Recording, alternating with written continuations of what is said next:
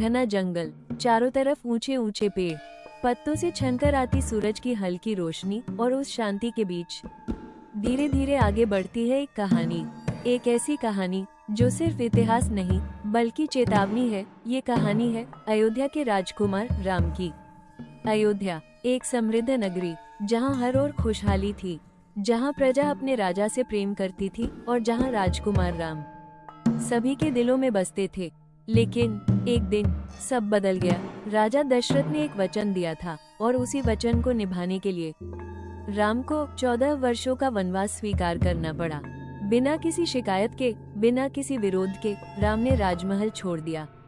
उनके साथ उनकी पत्नी सीता और उनके छोटे भाई लक्ष्मण भी चल पड़े। तीनों ने महलों की सुख सुविधा छोड़ दी और जंगल का कठिन जीवन अपना लिया। दिन बीतते गए और एक दिन वे पहुंचे पंचवटी, जहां उन्होंने एक छोटी सी कुटिया बनाई, जहां जीवन सरल था, शांत था, लेकिन खतरे से खाली नहीं था। एक दिन जंगल की शांति को भंग करते हुए एक राक्षसी वहां पहुंची। उसका नाम था शूर्पणखा। उसकी नजर जैसे ही राम पर पड़ी, वो मोहित हो गई। वो राम के पास गई और बोली, तुम बहुत सुंदर हो, मुझसे विवाह करो। राम मुस्कुराए और बोले, मैं पहले से विवाहित हूँ, तुम मेरे भाई लक्ष्मण से बात करो। शूर्पणखा लक्ष्मण के पास गई, लेकिन वहाँ भी उसे अपमान ही मिला। अब उसका प्रेम गुस्से में बदल चुका था। वो सीता की ओर बढ़ी, उन्हें नुकसान पहुंचाने के लिए। तभी लक्ष्मण ने अपनी तलवार उठाई और उसकी नाक काट दी। शूर्पणखा दर्द से चिल्लाती हुई भागी और सीधे पहुंची लंका, जहां राज करता था रावण, एक शक्तिशाली राजा जिसके पास सब कुछ था, लेकिन उसका अहंकार उससे भी बड़ा था। शूर्पणखा ने रावण को सब बताया, अपमान की कहानी और सीता के अद्भुत सौंदर्य का वर्णन। रावण के मन में अब बदले की आग जल उठी थी और साथ ही एक खतरनाक इच्छा भी। उसने तय कर लिया कि वो सीता को हर हाल में लंका लेकर जाएगा। उसने अपने मामा मारीच को बुलाया। मारीच, जो माया का उस्ताद था, रावण ने उसे आदेश दिया कि वो एक सोने का हिरण बने और राम को कुटिया से दूर ले जाए। कुछ ही समय बाद पंचवटी के जंगल में एक अद्भुत दृश्य दिखाई दिया। एक चमचमाता सोने का हिरण। उसकी चमक इतनी तेज थी कि कोई भी उसे देखकर मोहित हो जाए। सीता ने जब उसे देखा तो उनकी आंखें ठहर गईं। उन्होंने राम से कहा, मुझे ये हिरण चाहिए। राम समझ गए कि इसमें कुछ तो असामान्य है, लेकिन सीता की इच्छा के आगे उन्होंने मना नहीं किया। राम उस हिरण के पीछे चल पड़े। जाते जाते उन्होंने लक्ष्मण से कहा, सीता की रक्षा करना जंगल में। राम उस हिरण का पीछा करते रहे।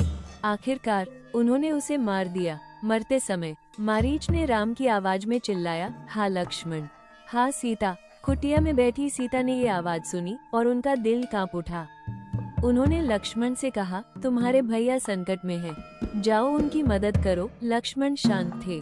उन्होंने कहा, माता, ये माया है, राम को कोई हरा नहीं सकता। लेकिन सीता का डर बढ़ता गया। उन्होंने बार बार आग्रह किया और जब लक्ष्मण नहीं माने तो उन्होंने कठोर शब्द कह दिए। लक्ष्मण का दिल टूट गया। उन्होंने राम के आदेश और सीता की बात के बीच एक कठिन निर्णय लिया और जाने से पहले उन्होंने कुटिया के बाहर धरती पर एक रेखा खींची, एक चमकती हुई रेखा। लक्ष्मण बोले, माता, इस रेखा के बाहर मत आना, ये आपकी रक्षा करेगी, कोई भी दुष्ट इसे पार नहीं कर सकता। इतना कहकर लक्ष्मण वहां से चले गए। अब कुटिया में सीता अकेली थी। कुछ ही देर बाद एक आवाज आई, भिक्षा दे माता। सीता ने बाहर देखा, एक बूढ़ा साधु खड़ा था। वो वास्तव में रावण था। सीता ने भीतर से ही भिक्षा देने की कोशिश की, लेकिन साधु बोला, मैं दान लेने आया हूँ, अपमान नहीं सहूंगा। सीता दुविधा में थी। एक ओर लक्ष्मण की चेतावनी, दूसरी ओर एक साधु को खाली हाथ भेजने का डर। कुछ पल के लिए सब शांत हो गया। फिर सीता ने एक निर्णय लिया। उन्होंने आगे कदम बढ़ाया और लक्ष्मण रेखा पार कर दी। जैसे ही उन्होंने रेखा पार की, वातावरण बदल गया। साधु का रूप टूट गया और सामने खड़ा था रावण। उसकी आंखों में घमंड था और चेहरे पर क्रूर मुस्कान। सीता कुछ समझ पाती उससे पहले ही रावण ने उन्हें पकड़ लिया। उन्होंने मदद के लिए पुकारा, लेकिन अब बहुत देर हो चुकी थी। रावण उन्हें अपने पुष्पक विमान में बैठाकर लंका की ओर ले गया। जंगल फिर से शांत हो गया, लेकिन उस शांति के पीछे एक तूफान जन्म ले चुका था। एक युद्ध जो इतिहास बन जाएगा और एक सीख जो हमेशा याद रखी जाएगी कि कभी कभी एक छोटा सा कदम पूरी जिंदगी बदल देता है।